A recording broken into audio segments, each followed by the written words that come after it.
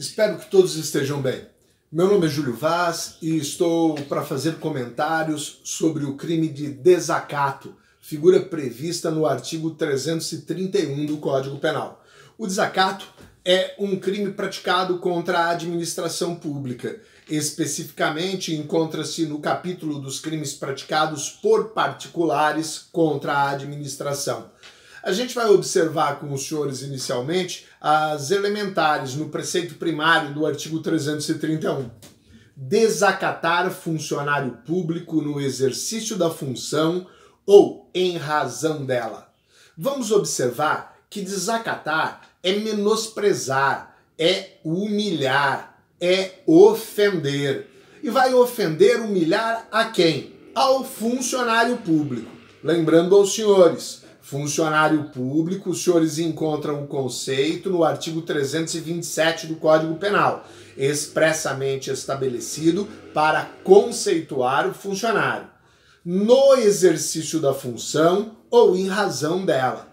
Este é o grande elemento de ligação do crime. Observe, não é alguém simplesmente que é funcionário público e está sendo ofendido, mas ele está sendo ofendido no exercício da função ou em razão de sua função. Isto quer dizer, estamos olhando para a administração pública sendo atingida no prestígio dos seus agentes. A administração pública precisa atuar e precisa atuar com respeito público. Vamos imaginar aqui com os senhores que alguém vá fazer uma ofensa a um profissional, funcionário público, no exercício de suas atividades, atuando a exemplo numa delegacia de polícia. E aquela pessoa, o nosso agente ativo, irá menosprezar o funcionário, por exemplo, que está fazendo o trabalho de digitação. Você é muito lerdo. Observo, a ofensa lançada, a qualidade negativa ali lançada, ela não constituirá a prática do crime de injúria, o que explicaremos mais à frente. Mas este fato deste menosprezo lançado àquele funcionário público no exercício de sua função, esta pessoa acabou de praticar desacato. Vamos imaginar que este mesmo funcionário público que estava lá atuando na delegacia, ele pode ser um escrivão de polícia, agora ele está no supermercado, realizando as suas atividades comuns, como qualquer outra pessoa. Mas ele será abordado por alguém no corredor do supermercado, fazendo críticas de que o seu problema até agora não foi resolvido e que ele, no dia anterior, havia os relatado ao escrivão, passando a fazer críticas em alto tom à instituição policial. Observe, aquele funcionário público não está no exercício da sua função naquele momento, mas as críticas estão sendo feitas em razão da função que ele exerce. Então os senhores podem ter o desacato ocorrendo não só quando este funcionário está no exercício de suas funções, mas em razão das funções que ele exerce. Ainda no tipo do artigo 331, a gente vai observar o preceito secundário, pena, detenção de 6 meses a 2 anos ou multa.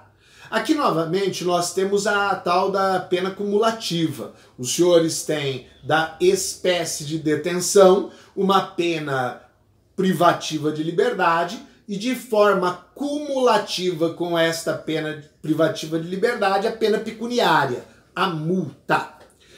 Já falamos no nossa abertura, mas aqui vamos pautando cada tópico.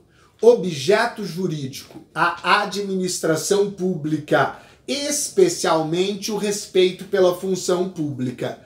O professor Damásio, evangelista de Jesus, ele cita o prestígio dos agentes. Lembrando aqui o professor Damásio, em memória, recentemente falecido, no nosso vídeo. Observo com os senhores, quem pode ser sujeito ativo? Ora, é um crime praticado por particular contra a administração, em que o tipo penal não estabelece qualquer qualidade especial para o sujeito ativo. Ele pode ser praticado por qualquer pessoa. Nesta parte, há uma discussão se o funcionário público poderá aparecer como sujeito ativo deste crime. Existem 3 correntes a respeito da matéria. Nós vamos observar pelo menos um autor em cada corrente. Então observo, Nelson Hungria diz que não é possível um funcionário público aparecer como sujeito ativo de desacato, porque este é um crime a ser praticado pelo particular. A única hipótese que o Nelson Hungria vê possível esta participação seria se o funcionário público não estiver naquele ato como funcionário público. Cita-se a expressão, o funcionário público estiver despido de sua função. Numa segunda corrente, vamos encontrar Bento de Faria, estabelecendo que só pode existir a pessoa do funcionário público em uma prática de desacato se ele for o inferior hierárquico e estiver desacatando o seu superior hierárquico. Ou seja, por esta segunda corrente, na posição do Bento de Faria, nós teríamos sempre o desacato entre funcionários públicos praticado por parte do inferior hierárquico em relação ao superior hierárquico.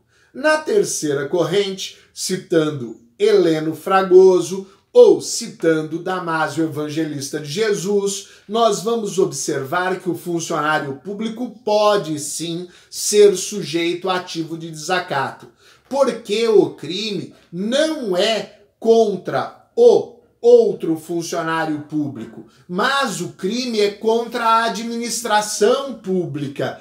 Não nos interessa se quem realiza o comportamento é o inferior hierárquico em relação ao seu superior ou o superior hierárquico em relação ao seu inferior. Mas, menosprezada a função pública, havendo um desprezo à função pública, ele pode sim aparecer como sujeito ativo da prática do desacato, porque ele se equipara a qualquer outro particular. Vamos observar com os senhores que em relação ao sujeito passivo, nós vamos encontrar o Estado. O Estado, como já em outras oportunidades pudemos dizer aos senhores, representado pela União, representado pelos Estados-membros, pelos municípios ou pelo Distrito Federal, em qualquer um dos seus poderes, seja o Poder Executivo, seja o Poder Legislativo, seja o Poder Judiciário. De forma secundária, é lógico, vamos observar o funcionário público que foi menosprezado, que foi ofendido, pois ele está dentro daquela situação, representando naquele momento o Estado, através da função pública que exerce. Em relação à prática do desacato, que já estabelecemos para os senhores, é este ato de menosprezar, é este ato de humilhar, não há uma forma prevista em lei. Ou seja, pode o sujeito ativo realizar este comportamento em relação ao sujeito passivo através de palavras injuriosas, através de palavras caluniosas, através de palavras difamatórias, através de vias de fato, através de uma agressão física, através de uma ameaça ou através de gestos obscenos. São várias as formas que os senhores podem observar a ocorrência do desacato. Eu mesmo já cheguei a presenciar uma prática de desacato em que a pessoa iniciou um grito agudo, gritando em alto tom e não parava. E foi considerado prática de desacato, tendo em vista que a finalidade dela era ofensiva, era de humilhar, de menosprezar os funcionários públicos em suas atividades naquele momento. A gente pode estabelecer, segundo a doutrina, 2 requisitos para que os senhores tenham o crime de desacato. O primeiro é que o sujeito passivo tem que ser o funcionário público. E o segundo é que este sujeito passivo tem que estar no exercício de sua função ou a ofensa tem que ocorrer em razão dela. Em virtude dela é que a ofensa tem que se dar.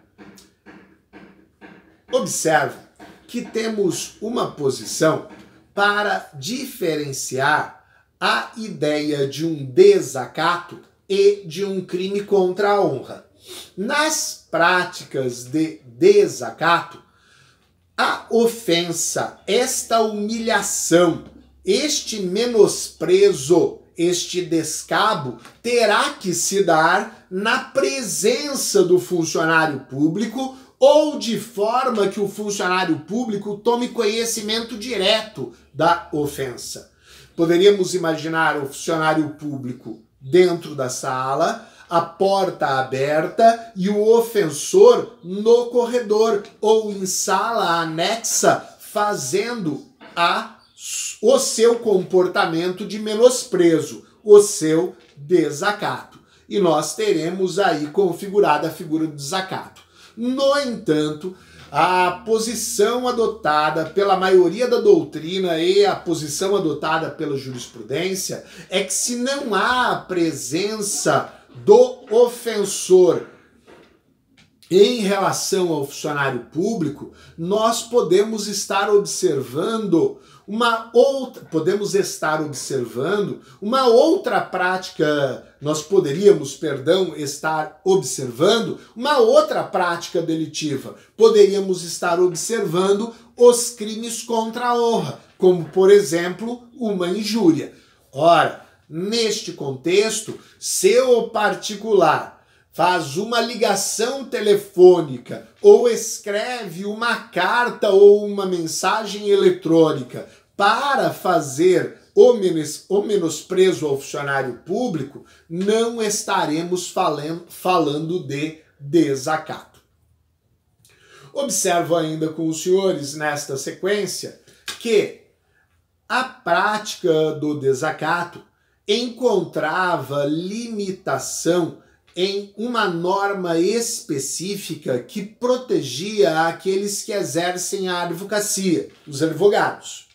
Nós observamos para os senhores que no Estatuto da Advocacia, Lei 8.906 do ano de 1994, os senhores vão encontrar direitos e garantias dos que exercem a advocacia.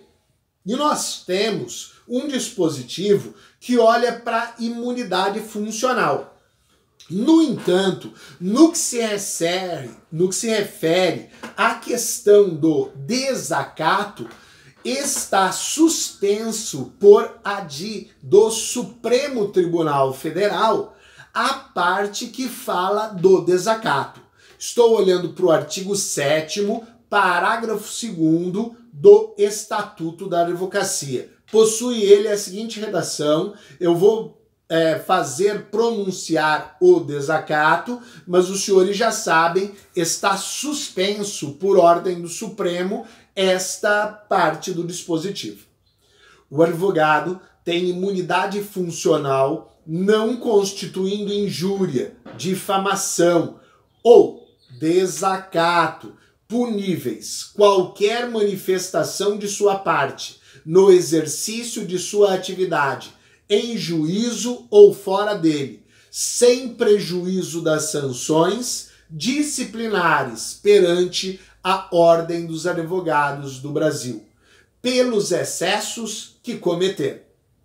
Observo que esta ideia de imunidade profissional ainda abrange as figuras dos crimes de injúria e difamação, sendo que apenas o desacato encontra a suspensão na determinação do Supremo Tribunal Federal.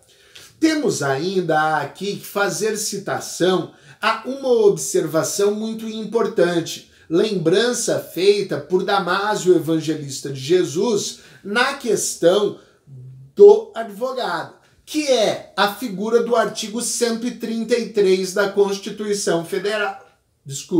O artigo 133 da Constituição Federal. O advogado é indispensável à administração da justiça, sendo inviolável por seus atos e manifestações no exercício da profissão nos limites da lei. Então vamos lembrar aqui que o advogado é inviolável em relação à administração da justiça, quer em relação aos seus atos ou manifestações, mas sempre observado os limites da lei. Em relação ao desacato, podemos ainda acrescentar o elemento subjetivo do tipo, que é o dolo, o ânimos, o desejo, a vontade. Neste crime, temos um dolo específico, porque esta vontade de desacatar tem uma finalidade, a finalidade de desprestigiar o funcionário público. Então, quer o agente ativo desprestigiar a função pública que é exercida pelo ofendido. Não admitimos a forma culposa, então não há previsão de desacato culposo. E observamos que, segundo a jurisprudência, são elementos que excluem o elemento subjetivo no desacato, a exaltação e a embriaguez. Seriam situações tais que afastariam a ideia do desacato. O desacato estará consumado quando o ato ou a palavra ofensivas chegarem ao conhecimento do funcionário público. Então, com o ato ou a palavra de que o ofendido toma conhecimento, nós temos consumada a prática do crime de desacato. Observe, precisa ter gerado um abalo ao prestígio da administração? Não. Então estamos diante de um crime formal. Ele descreve a conduta, que é desprestigiar, com a finalidade de diminuir, de menosprezar a administração, mas não precisa que, num conceito geral, este menosprezo tenha se efetivado. Ou seja, temos a conduta, não temos o resultado. E apenas com a conduta o crime estará consumado. Os crimes formais são aqueles que descrevem conduta, descrevem o resultado e não exigem o resultado para a sua consumação. Em relação à tentativa, são vários os autores que entendem que a tentativa é admissível, porque, embora seja um crime formal, seria possível imaginar sua realização de forma plurissubsistente, com 2 ou mais atos.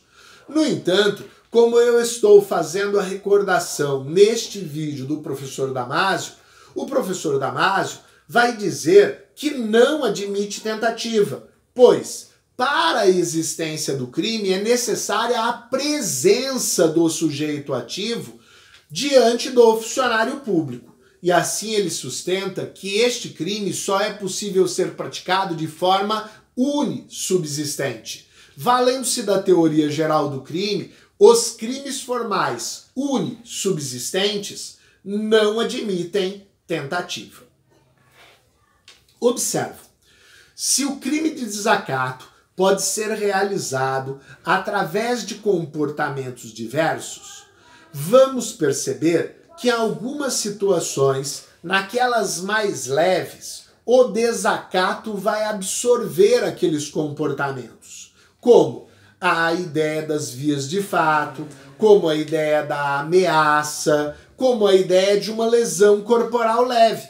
No entanto, resultando da conduta do desacato, resultados mais gravosos, a exemplo, uma lesão corporal de natureza grave, estamos em uma situação de aplicação de um concurso de crimes. Haverá, então, um concurso formal. O agente, mediante uma única conduta, produziu 2 ou mais resultados.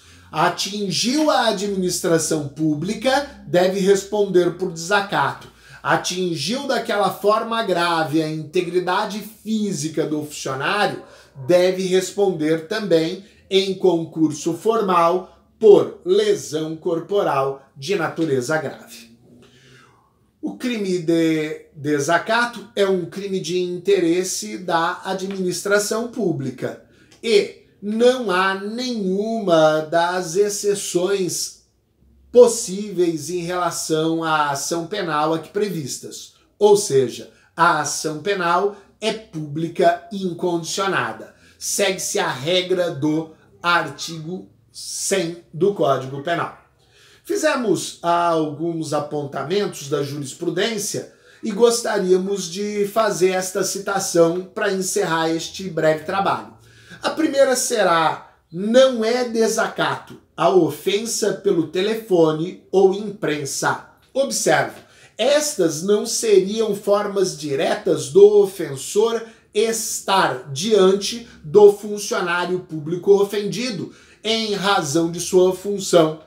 Ou seja, não temos, como já dissemos há momentos antes, figura do desacato. 2. Não há desacato por escrito. Pode constituir crime contra a honra. No mesmo sentido do que já apresentamos, uma mensagem eletrônica, uma carta física pode constituir, havendo no seu teor ofensa àquele funcionário, o crime contra a honra em qualquer uma de suas modalidades. Mas não vamos falar de desacato porque não há a presença. Não cabe o desacato nos casos de desabafo ou retorção. A gente falou que há o entendimento jurisprudencial que nos casos de exaltação, então a gente vai ver um desabafo, uma retorção, poderíamos imaginar alguém em um hospital público buscando socorro para um ente querido e vendo as dificuldades, a demora pela ausência de profissionais médicos, pela ausência de equipamentos, já chegamos até a ouvir falar da ausência de macas. Vamos imaginar com os senhores que esta pessoa, então, se exalta e passa a fazer impropérios contra a administração ou os funcionários daquele hospital público. Nós não teremos desacato segundo o entendimento jurisprudencial. Não é necessário que o funcionário público se sinta ofendido se ofendeu a administração pública. Vamos imaginar com os senhores que mesmo hospital que usamos como exemplo, nós tenhamos que o funcionário público ali presente, que está sendo atingido por aquelas ofensas que são dirigidas à dificuldade da administração pública, que ele nem concordasse que a administração esteja correta, que ele até entenda que ali não há ofensa nenhuma, há uma descrição de um fato real, mas se ofende a administração, se despreza a administração, se menospreza a administração, o entendimento do funcionário público não é o elemento de maior relevância. Entende a jurisprudência que houve o crime de desacato.